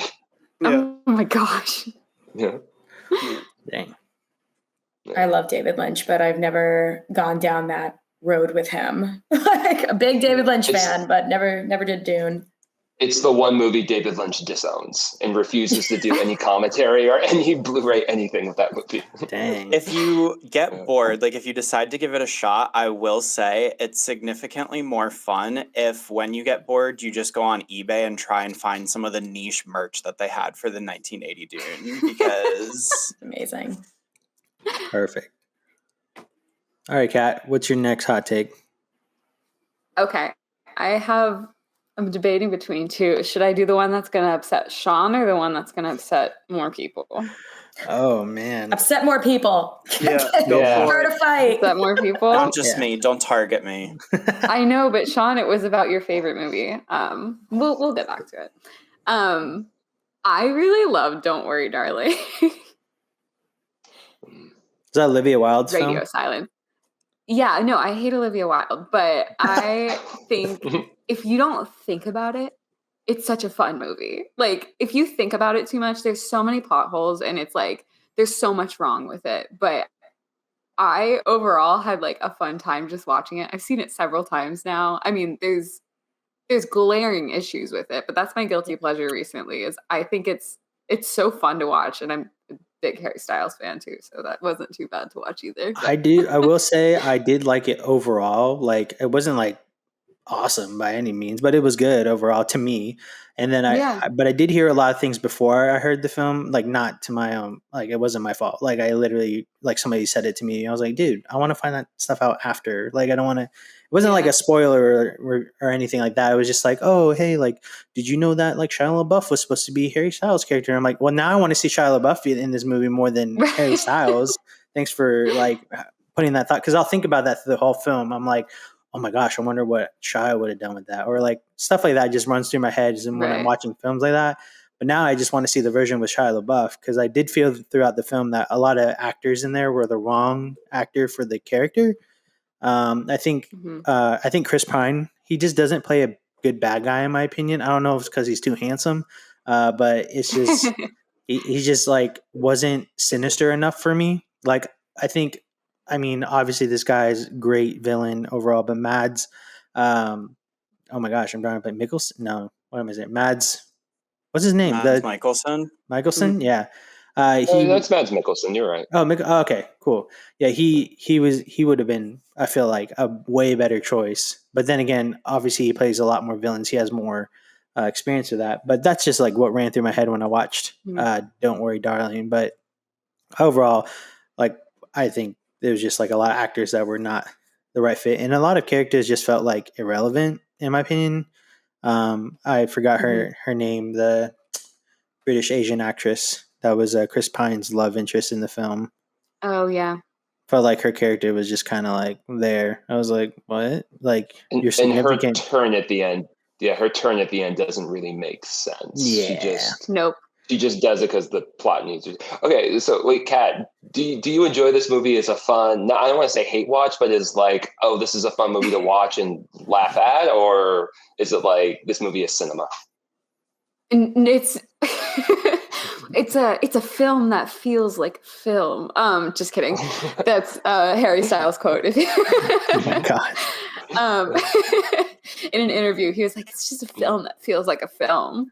I enjoy it as just like not a serious watch. I mean, I wouldn't say like a hate watch per se, but I like the whole, like, I'm not going to give anything away, but I like the twist, and I think the possibilities with this film were really good, and that's what I like, because my brain kind of spirals off that afterwards, and the film could have done so much more than they did, but I think it's a pretty film to watch, and I think the acting is pretty good, and the story's entertaining enough. So I mean, I was expecting to go into it in the theaters hating it because everybody hated it.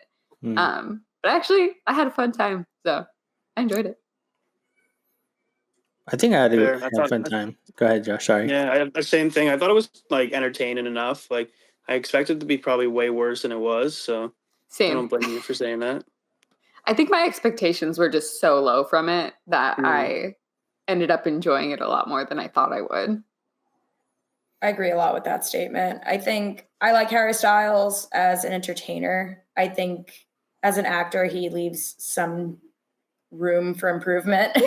I think he has great hair. His hair is amazing. But I mean, he's a lot of hair in these movies. But I mean, look, as far as, because I've seen a few of his stuff, a lot of hair. But I think what's cool about Don't Worry, Darling is, as far as being, even in gestures of cinema, I think that sometimes that after the credits roll, the conversation that takes place, the debate, that I think Don't Worry, Darling does a great job at furthering the conversation and kind of, bringing us outside of the frame of the movie. And sometimes that scores for me a lot of points with film, is if I take it and it has me for the next couple of days asking questions. And it's certainly not a film that you leave once the credits roll. It stays with you. I agree. And I think that a lot of that is due to plot holes and like bad movie making, but nevertheless. I would love to hear from the PR team of how much control they had over the narrative that was being spun with the whole little love triangle between Harry Styles and Olivia Wilde, and then the feuding of them between, like, against Florence Pugh. Because honestly, like, the movie was on my radar, but I didn't truly hear everyone start talking about it until all of this drama started just snowballing. And then it just started coming out about how messy the set was and how, like, behind the scenes, all this drama happens. At all of their, like, premieres, everyone was very, like, oh my God, like, so-and-so's not standing next to so-and-so. Watch. Yeah. And so I know at some point there had to be some type of PR team that came in and said, we're going to lean into this a little bit further because this seems to be what the general public is running with. Oh my God, Harry spit on Chris Pine. Right. Yeah, like all those memes and stuff. So I would love to see how much of that was people going to just see the outcome of what is actually going to come from this versus the people that were, like, interested from the get-go. But to your point, CJ, I do think that the conversations that continued after the movie are what have kept it relevant to people that saw it. It's Lady Uncut Gems. Joke. Oh, okay. All righty. What we got next? Thanks, Scott, for that one. That was I didn't even know. I just love that. I didn't expect any of these. I didn't know what to expect, but still. Sean, what you got? So this next one's going to be a little bit nichely targeted. So I'm just going to kind of talk vaguely about the topic first. I want to talk about actors that win awards, but for the wrong roles. Like years later, or they win it prematurely and then they peak themselves. But more for this person, they win it a little bit too late. And it's going to be, I think it was 2 years ago for Everything Everywhere. Jamie Lee Curtis, I think she won the award for The Wrong Thing. I don't think she should have won that year because she wasn't even the best person in that category. But I do love her. If I could give Jamie Lee Curtis an Oscar for any of her performances, it would be for Freaky Friday. And that's my hot take. So I would just love to hear everyone's opinions on that, because I did tweet that one day in a hazy state and I was met by some righteous film bros on Twitter. Are you asking for that year, or are you just asking in general? Like, Just people in what- general, like, do you agree that some actors receive awards for the wrong roles when you were to look at Yeah. like their career? And I mean, you look at Freaky Friday. I don't think Freaky Friday is the type of movie that ever would have gotten an Oscar nomination. It's a PG teen flick from Disney. But if I'm comparing Jamie Lee Curtis's performances, you have Halloween, obviously, but she wouldn't have won an Oscar for that. That's a whole other conversation about horror. But like her performance in Freaky Friday, or even like Christmas with the Cranks or something like that, is significantly funnier and sits with me more as an audience member than her performance in Everything Everywhere All at Once, which specifically pissed me off because she was nominated against her co-star in Everything Everywhere, who had a significantly larger role, who I thought was significantly stronger in the film, but she lost. And so maybe I'm just bitter about that, but I would like to throw my hot take of I think her Oscar-winning performance was Freaky Friday. Okay. I agree with like actors sometimes winning for the wrong roles. Absolutely. Like sometimes it's like, oh, this person's due for an Oscar, and it's like they're such a good actor, like we have to give them an Oscar. And my little toss into that is and I'm a big Shakespeare girl, but I think Denzel Macbeth was not his greatest performance. So when he won for Macbeth over Andrew Garfield, that really hurt me. But I think actors definitely win just because of not because of their name sometimes, but because they have such a good reputation, because they have such a good track record of being like an amazing actor, that I think it gets displaced onto the wrong roles. Yeah, I feel think like there's no Leo was secret. like that too. I'm Oh, I sorry. was just about to say. No, that. my bad, Josh. Go. I feel like Leo, like he should have won for like even going way back to like What's Eating Gilbert Grape. I think he could have won for that. Yeah. Or Django Unchained. I think there's so many roles he could have won, and like The Revenant, I still am very confused. It makes me happy that he won finally, but like I'm still very confused that he actually won that because I just don't feel like I forget who was in the category that year, but like he was not my pick for sure. But he's one of my favorite actors, so I can't be mad. But No, absolutely. I think Leonardo DiCaprio is probably the most glaring example of this topic. I think that it's no secret that at the end of the day, movie making is a business, and every major business is very political. And I think that there is a lot of, well, this is their year goes on, as much as we as like people that critique movies and enjoy movies and take them in as an art form, we don't really love that aspect of it. I can't imagine anybody enjoys it, but I do think in award season, it definitely happens.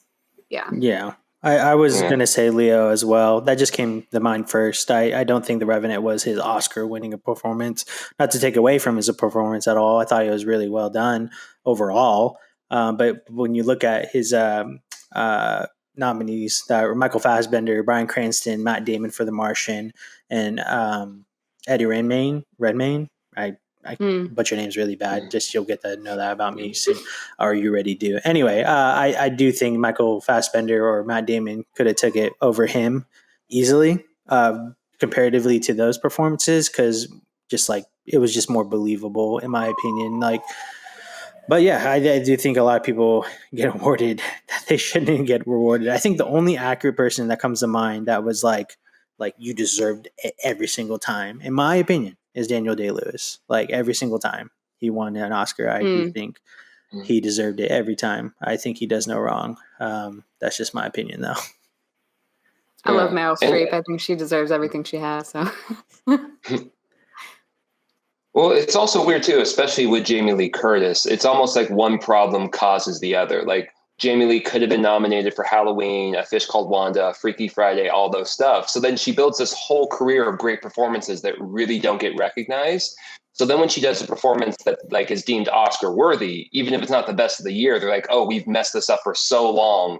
We need to give it to her now. But then that just causes them to mess it up again. It's like their solution to their problem just causes another problem. So give comedy and horror people their props. Like Toni Collette not being nominated for Hereditary was like insane. Right. Like I don't know how that doesn't happen. Yeah.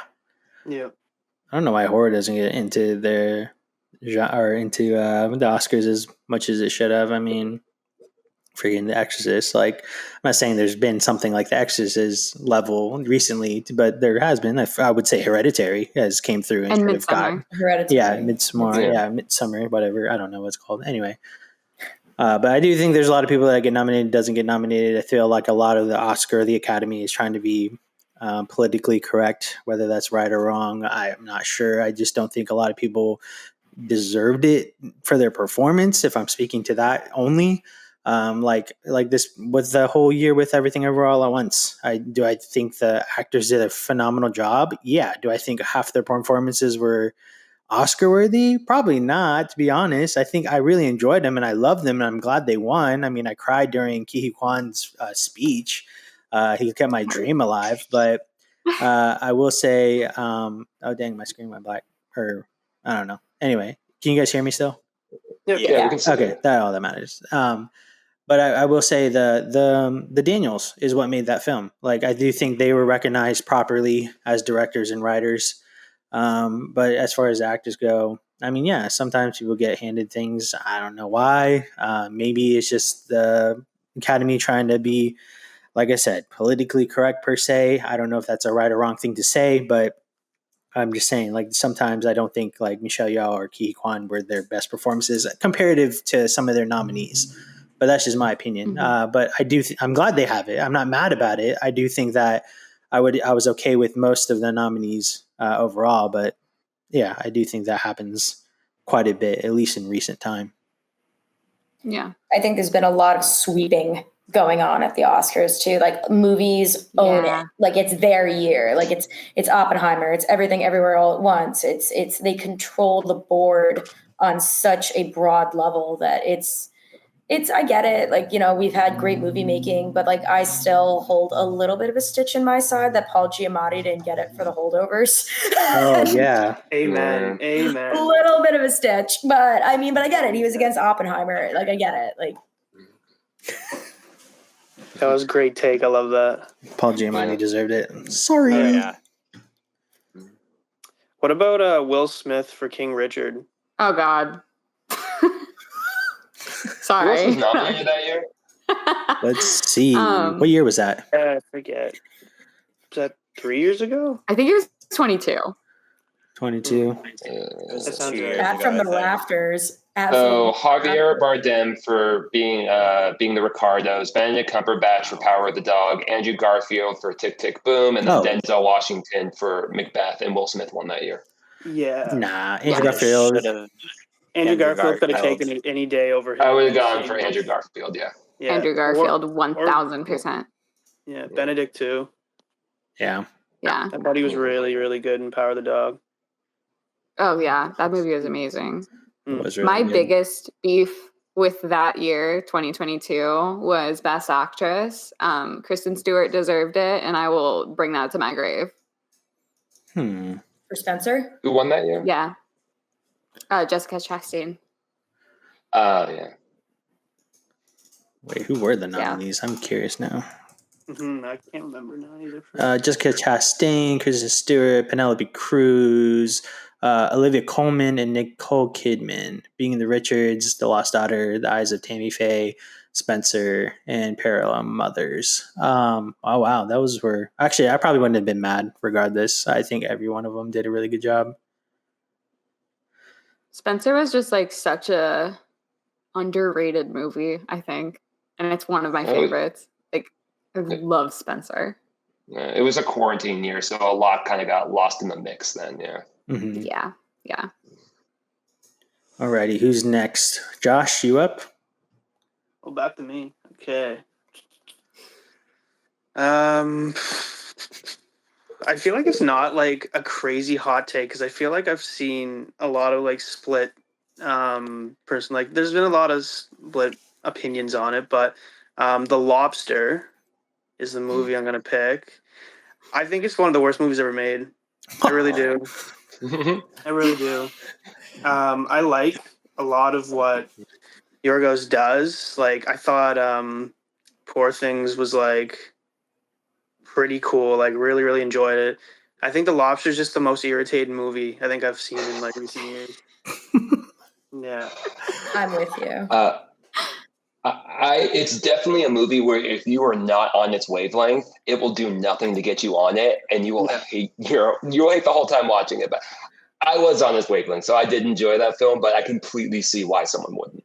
Yeah, and that's what I'm not saying that like it's just purely bad because it's bad. Like, I think it's just really not my thing, and it's like I don't know. And with him, he's a great example of like sometimes because I really want to watch the new one. What's the one that came out this year? Kinds of Kindness, yeah. Yeah, like that look. I feel like that's gonna be like the same kind of thing. So I haven't really jumped on it. But like other stuff like The Favorite, like that was such a solid movie. I feel like he's just like so hit or miss for me, but I can't I don't know. I can't get on board with The Lobster. Watched it once, literally like I was so mad when I finished it. But So would you say then The Favorite and Poor Things are your favorite like Yargmoses? Wow. Those are both written by Tony McNamara. So maybe when those two work together, that's when he clicks for you. Yeah. He's gonna need that person, I guess. Do you like The Killing of a Sacred Deer or no? I thought it was like all right. Again, it's not quite my thing, but there were certain parts of it that I thought were damn good. Like I thought like some of the themes were really cool, and I loved the acting in it. Well, I shouldn't say that. I think like a lot of his movies, like the monotone acting isn't my thing, and that's why The Lobster just like pissed me off like over the edge. But with that, The Killing of the Sacred Deer is a similar vibe for that. But for some reason, like, still really liked it. Probably Barry. Barry's probably what really did it for me in that movie. Barry's good. Yeah. Mhm. Yeah, I found them to be such joyless experiences. It like sucked the joy out of my body. Like, so I'm with you with The Lobster, and that was like one of the first 2 or 3 movies I started this hobby with. And I was just like, oh God, like somebody recommended, I think it was my first recommendation. And somebody's like, watch this. And I was like, okay. It's like, it sounded like a cool concept. And I'm like, my face went numb watching that movie. Oh man. I love that film. I think setting myself up for success. Somebody set me up for success for that film, because when I asked for a movie when I did my first and only year of college, I was like, give me a movie that's like weird as fuck. Like, just give me like something that's like super quirky. And they're like, I mean, I got a couple. I mean, how weird do you want it? I was just like, I don't want to understand the movie. I don't know why I said that, but they're just like, all right, I have one. I didn't really get it, but you might get it, but you might not. They call it The Lobster. I was like, oh, cool. What's it about? Is it like some dude in a costume? And he's like, just watch the movie. You'll find out. This was a film major that suggested this to me. So I watched it and I was like, I got what I wanted. So, but I understood. I think it was like early on when I started like diving into film and really looking at it from a cinematic aspect per se. And I really just like understood the concept and where they were going with it, and like the abrupt dry ending per se, if you will. And I was just like, oh wow, and no spoilers if nobody's seeing it, but I was just like, oh wow, cool. Like I love that. Like I just got what I wanted. I understood what I watched for the most part, and I was still weirded out at the same time. So, but I would say that's my favorite Yorgos film. I think Dogtooth is up there too, but I will say I did not like Poor Things though. I'll be honest. That's just for personal reasons, but I'm not going to get into that right now. Another day. I gotta watch Dogtooth for sure. Yeah, I think I enjoyed it. I think if you like Sacred Deer, you should like Dogtooth. I don't know if that's a fair comparison, but yeah, fair. Sweet. All right, let's go backwards this time. So Josh, hit us with your last one, and then we'll go backwards. All right, I was trying to pick between a couple. I think I'll touch on it just because I just reviewed it. But when it comes to Halloween, the original, I've had a hard time with it because I didn't grow up with that movie. Mm-hmm. and I think I watched it for the first time 2 years ago, I want to say, and I didn't love it when I watched it, but like the vibe was really cool. So obviously for Halloween, I was like, no, I can see myself watching this a lot. So I rewatched it recently again with my partner, and like I still feel the same about it. I think Halloween is like perfect vibe for Halloween. I think it's one of the best soundtracks for any horror movie. I think it's so good.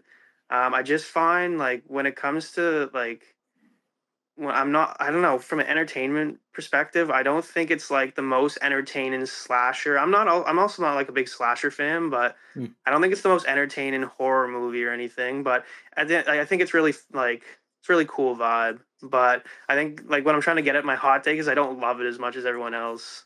I still think it's good, but I know like probably all of you love it. I feel like most people do love it, but Well, yeah, I definitely love the movie, but you are not alone in that thought. Last year, I went to see it with some friends in the theater, and about halfway through, I'm like kind of loving the vibe of this. I can tell everyone in the theater is having a great time. Like this movie's a classic, and like right when I was thinking that, someone yelled out in the theater, "Just kill someone already!" So you're definitely not alone in the. It has a much slower pace than like the contemporary slasher, and even though it started so many of the tropes, it's definitely securely a '70s movie. It is like it is not the 80s slashers that people think of it as now. Mhm. mhm. Yeah, I think like Michael Myers is so like iconic. Not just like I don't know, just in the first movie, like every time he's on screen, it's so cool. But then at the same time, I find like the writing might like kind of take away from that sometimes. And then I also think the acting is pretty rough in it. That's my like biggest hot take. I know Now it's a the new Halloween, I really enjoyed. Though. yeah. I haven't tried them yet. They're good. I really enjoyed them. I think they're really fun. All three of them? No, the first one. Oh, okay. Okay. Just Halloween. Okay. No, and then we get into that like you can't die, and it's just kind of weird. But yeah, no, I think the first one and that specifically that sequence where Michael gets the mask and he puts it on, and it's like in slow motion, and you can hear the music in the background in slow mo. I don't know if you guys can see my shirt, but we're having a little horror movie here. And the slow motion shot of that is just so good, and it's like, oh, it like gears you up for the movie. I love it. I don't know. No, Halloween's amazing. I think that like, it obviously goes back to almost the Spider-Man point that I made earlier of it was an iconic moment for the time, and it was different, and it approached things in a way different way than film had beforehand. So it was something new and exciting that for people to digest. And I think building that franchise and building that spooky moment and having that vibe, I mean, it's Halloween. It's like you gotta watch it. It's like you gotta see it. Like if you like horror and you like that stuff, it's like you're doing yourself a disservice by not watching it, even if it's not the most cutting. And I mean, for me, John Carpenter can do no wrong, even though he's done wrong. I don't believe it. I mean, I think The Fog is amazing. Like there is certain thing, and the fact that the dude makes his own music, like he makes a whole production, and I think that there's just something to be said about that. Oh yeah. Yeah, Very cool. I think you're the one that recommended The Fog to me, and I actually I thought it was such a good vibe. It was actually I always push The Fog. Yeah, Push it was The actually Fog. really cool. But yeah, no, that's fair. I think at the end of the day, I can complain all I want about Halloween, but I'll always watch it every year. So Yeah. that's the thing. It's the iconic nostalgia. I feel like that carries.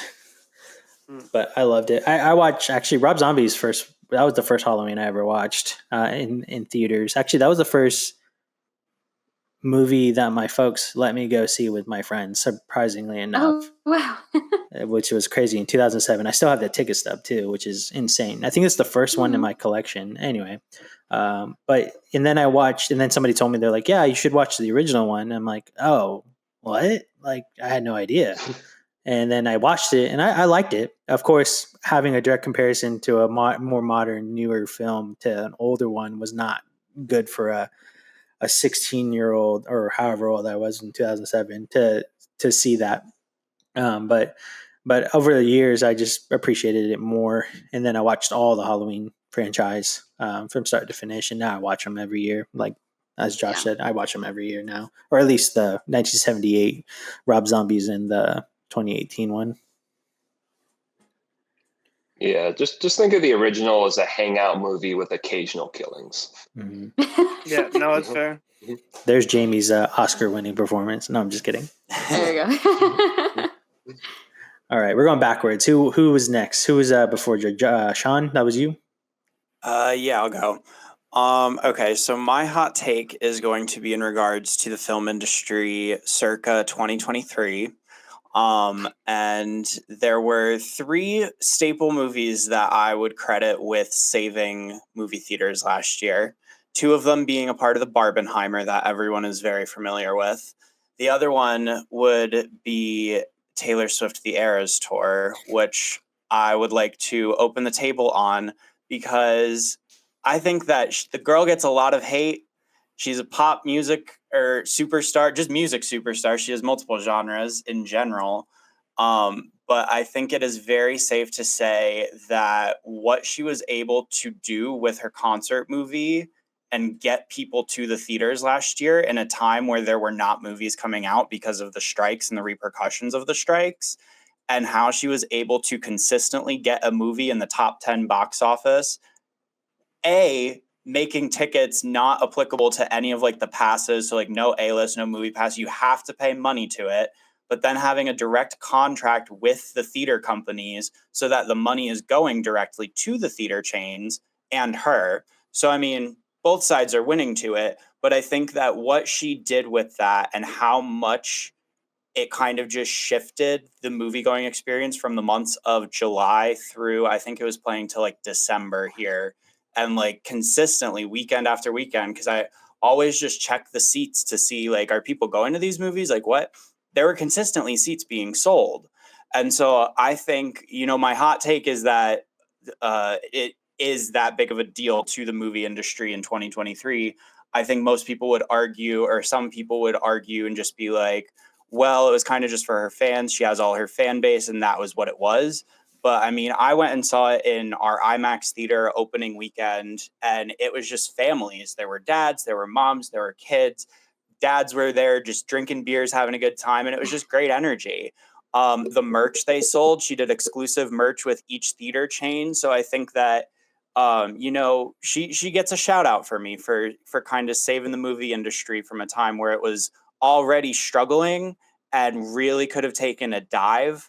I know last year and the year before, we've just kind of been seeing these mass closures of theaters like Regal and AMC. You're just hearing more and more theaters being closed. And so at the end of the day, yes, she did this to kind of give it to her fans and get a profit for herself. But without it, I don't think movie theaters, without that and the Barbenheimer combo of last year, I do not think movie theater chains would have survived. So my hot take is that we gotta shout out Taylor Swift and the Oppenheimer and Barbie teams respectively, but they got their shout outs at the award shows, but the Eras Tour movie did not. So this is my space to give that hot take. I love it. Yeah. What is your So I was dating someone at the time who was a full-fledged Swiftie, and I got dragged to that movie, and I did not want to be there, and I just had a wonderful time. It was great. It was so much fun. I'm not gonna lie, and I was surprised. Like when the Fearless era came out, I was like, I know all these songs, and this is fun to sing along with the crowd. Yeah. And that's kind of what it felt like. It felt more like an experience than anything. Like it didn't feel like I was watching a movie. It didn't feel like I was watching the concert. It just felt like good vibes all around. And it was something that's I don't think would be replicated in a movie theater setting. Now, mind you, was I one of those people that was running around, jumping, screaming, and dancing and skipping in front of the screen? No, I was sitting comfy in my seat with my popcorn and soda and having a good time, and that was fine. But I truly do think, to your point, experiencing it is really what needed to happen in order to kind of see the scale of what it was. Yeah. And I mean, especially with people who have gone to the concert too. Sean and I went together last year, and it was just so cool to see. I mean, like seeing it in concert is one thing, and it's like an entire experience, but they really were able to almost replicate that in like a film format, which was really cool. And some of the like shots that they got of her, I was like, she looks like a superhero. Like this is so cool. But I dragged my boyfriend to it. And I have A-list. I paid for my ticket. I paid for his ticket. And then I went with my best friend and paid for those tickets as well. And my boyfriend was like, I don't really want to go, but I'll go for you. And he was like, this was so much fun. You enjoyed it. So it's kind of hard not to have a good time. Would you guys boyfriends all across this country? Would you guys classify that film as a documentary, or No. would you? No, it's a full concert film. Full concert film? Okay. Yeah. Now, whether or not she's making a documentary is a different question, but I didn't know if they did more like behind the scenes stuff on that, or if it was just full fledged her show on film. I'm gonna say not yet.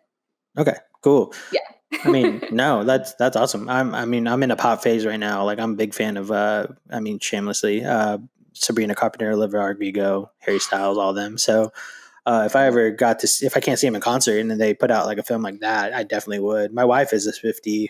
She saw her whenever she came to Florida, but I definitely think it's really cool. I do think that if she did save the movie or theaters and had a big part in helping them keep alive, then thank you, Taylor Swift. Like, that's all I would say. I don't listen to her music, but I can't say I don't like it because I don't listen to her music. But overall, I think everyone's just doing their own style of entertainment, whether it's music or film. Everyone's just trying to tell a version of a story that they want people to hear. So I can only respect it as a creative and artist as well, and my own craft. I'm pretty sure some of you can relate to that, or all of you can relate to that. So I would definitely agree. Like, that's a good thing overall. Do I want to see more numbers to fully? If I want to say that, I want to be able to say that she did help it. I don't know if there's numbers out there to look. I'm not saying, Sean, you're not telling the truth. That's not what I'm saying. No, I got you. It was a smash. It brought a lot of people into theaters. Oh, it was number 11 domestically and number 14 worldwide. Which for a movie that's not for a concert film. If you were to look, I can literally look at the list right now. If we're looking at this list for domestic, everything that's in the top 10, which is above her, is either a sequel within the Marvel universe, a Disney movie, like a live action Disney movie, because they had The Little Mermaid, or Barbenheimer, or something that's a part of like a pre-established IP franchise. So I think for a concert movie to do that, and also to do it with like 2 weeks of promotion prior, just literally announcing, hey, my concert's coming to theaters in 2 weeks if you want to go. Like, it's wild that it did the numbers it did. Yeah. But Go ahead. And for everybody else out there, Olivia Rodrigo just came out with her concert movie and it's streaming on Netflix. Yeah, I watched that. It was awesome. Yeah. Wait, hold on, Sean. What was your favorite era of the Eras tour? Reputation. I don't know if I would probably, of the Eras Tour movie, I would probably say 1989. I know, or Fearless. I like the songs of the Fearless and 1989 era the most. So I feel like those ones, but also the Reputation. But when we were at the concert, that's like a hype up album. Yeah, when we were at the concert, he definitely screamed the loudest for Reputation along with me. So because that's the hype up. So you got to match the energy. Right. Yeah, no, those three were my favorite too. Yeah, perfect. You can't go wrong. Josh, you a little quiet there. You're not Swiftie, my guy? I didn't watch it. I feel like very left out. When it came out, I was like, kind of like, maybe I'll go see it. Like, my girlfriend really wanted to go see it, and then we just never did. I think we had classes. We were busy. But now I'm just like, what am I missing? Like, jeez. It's really fun. Yeah, we'll have to watch it for sure. I feel like she still brought it up not long ago, so I'll have to watch it. Awesome. Thank you for that, no, Sean. You can't hate on Taylor Swift. I mean, I think that she takes care of her fans. I think that she really does do a lot. And I actually, maybe this is a hot take of this hot take, but I think that nobody actually hates Taylor Swift. They just have a hate of the Taylor Swift fan base. Yeah. And they just get annoyed. And I think that's a little unfair. I mean, let people be happy. Yeah. She's harmless, good fun. So I don't see a problem with Taylor Swift. But the fact that, it brings me back to the pay-per-view. I remember begging my mom. There was an NSYNC concert on pay-per-view, and she would not let me watch it when I was 12. And it's still a little bit of a sore subject, but Not to bring it up again, but Oh my gosh. but I get it. I get like wanting to be a part of that. And I certainly remember, being younger and my parents not really wanting to like buy that $300 ticket for me. But then this is an opportunity for people and families to experience that concert together in a really cool, professional way with the sound system and everything. And I think I hope to see more of it. It's a really, really great way to bring these $1,000 tickets down a little bit. Yeah. Yeah. That's what I was thinking too. Like, just it gives somebody an opportunity that can't go to the concert, like to go to the concert in a different way, but still, I think that really, really helps out her audience. And like you said, she takes care of them. And I think that's a version of it. Kat, what's your last hot take? So I'm gonna dial it back a little bit to when we were talking about horror, because I'm a huge horror fan. Love horror movies. It's very difficult to like scare me at this point because I feel numb to them. But this one movie is classified as a family drama, and I think it should be classified as a horror movie. Sean, do you know what I'm talking about? I don't. So E.T. share with the group. E.T. Get out of here. I'm not even kidding. I'm not kidding. You guys are laughing. I'm not kidding. Explain. that movie scares the crap out of me. Like when I was a kid, like I would have nightmares about E.T. and I'd picture him like coming into my room and like that little thing creeped me out. Like, stop it. Like You just don't like aliens is the thing. Like you should preface by saying that and then go into saying I don't like ET because you just are terrified of aliens. Yes, but I saw Alien Romulus and I was not scared, and you cannot drag me to go see ET. Well, you're missing out. ET is a creature feature for you. Seeing it on the big ET is a screen. creature feature. Come on. Oh my gosh. That is a hot I'm take. so scared of that movie. Like nothing will ever change my mind. That is a horror movie. I think it's a beautiful movie, but when they find E.T. by the river, that is one of the most horrifying images I've ever seen in film history.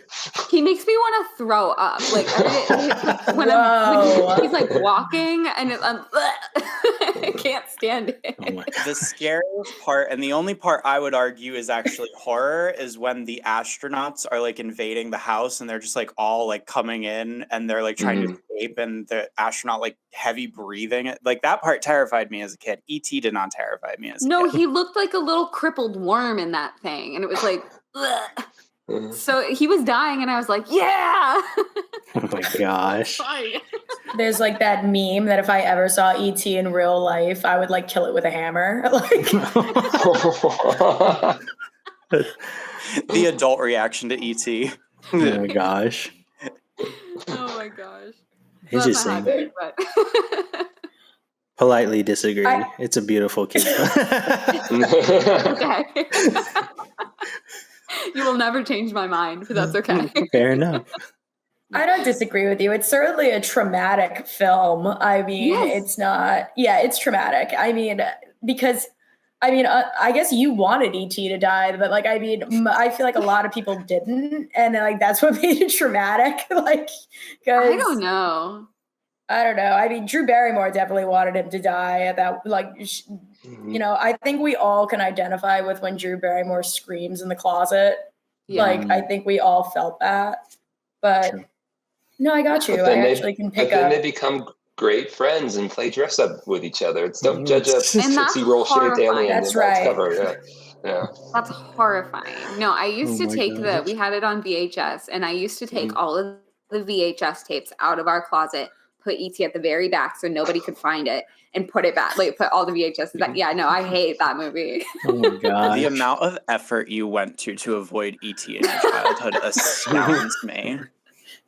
And we grew up in Orlando too, so like we went to The like ride. Universal and stuff. The ride scares the crap out of me. Like I still can't go on that ride. Like, I will say the ride we were, is like, pretty scary. Like it's pretty just like animatronic, like dry and terrifying. I will So say. the ride is supposed to be the sequel to the movie. Steven Spielberg was originally writing a sequel to the movie, and then they were like, "This is not good enough for us to make." And he said, "Well, then make me a movie or a ride of it." And they're like, "Okay, cool." And Universal gave him the ride. Oh my god. Yeah, no, I don't want to be part of that. I don't want to look at it. I don't want to see it. My children are never going to watch that movie. E.T. is not a part of my life. So. Fair enough. That's amazing. Don't worry, I'll culture them. Oh my- You can, Sean. It's fine. This might be my favorite hot take of the day so far. Pretty good. I was debating even saying anything too because I was like, oh, this isn't really that hot of a take, but I guess it is. I'm glad you did. I was interested. It's definitely the most interesting one by far. All right, Quinn, what's your last one? I am running right on close on time, but don't rush by any means. I'm just letting you know after we get done with CJ's last one, don't be surprised. I'm like, all right, thank you so much. Okay. Quinn, what is your last hot take? I had a few ideas here. I was going to do one that I didn't think Oppenheimer was that great, but I'm not going to do that. I had one that 1960 was the best film year of all time, but I'm not going to do that. I'm going to go with the heart. And when you guys first started talking, you're like the movies that got you into movies. Mine was one that gets pretty shit on nowadays. When I was in high school, someone had a DVD of Garden State, and I watched that, and it inspired me to be like, this is what I want to do. I want to make movies. And I probably watched that 8 times in the first week I saw it, which is way too much to watch any movie.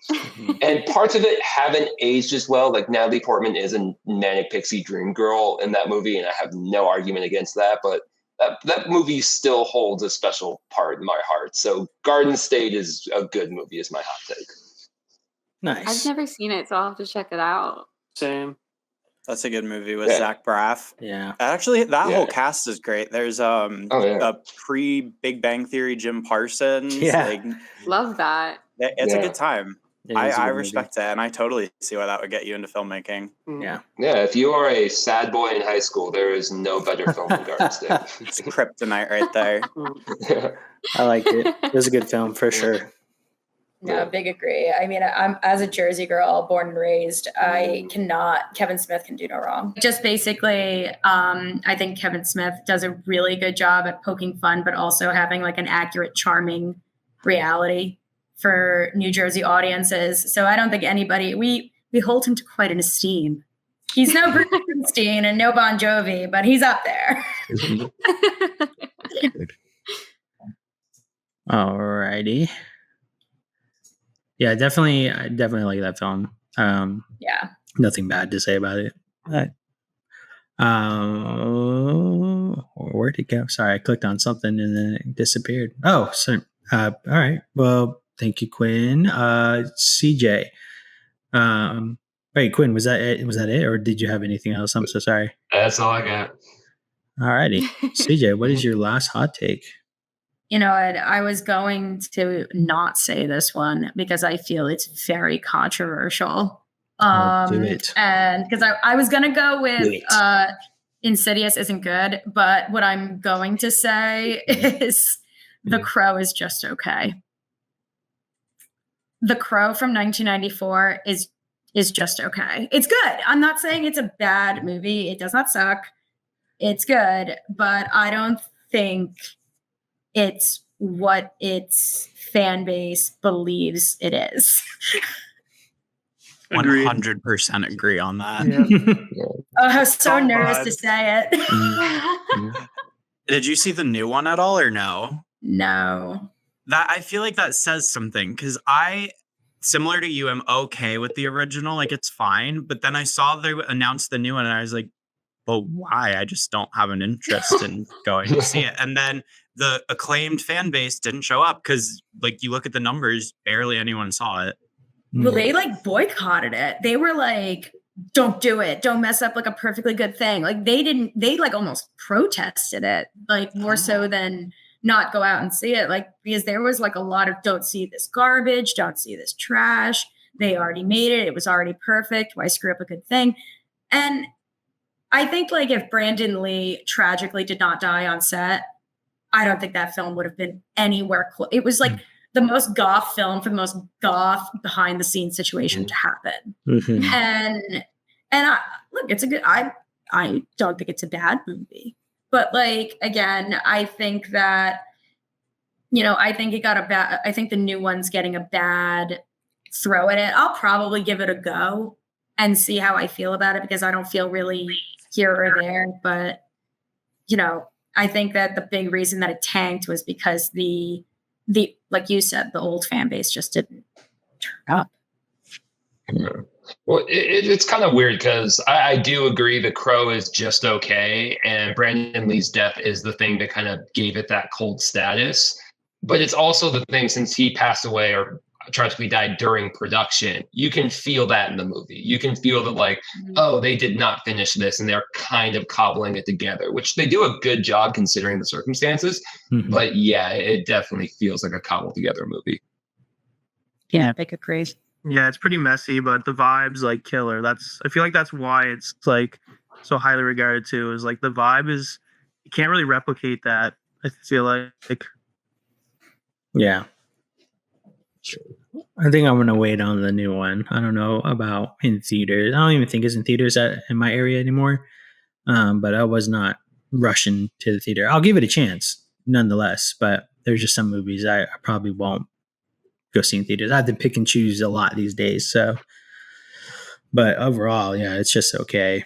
I will say I agree with Quinn. I think that Brandon Lee's death is the reason that it had like such a that I think that helped market the film a little bit.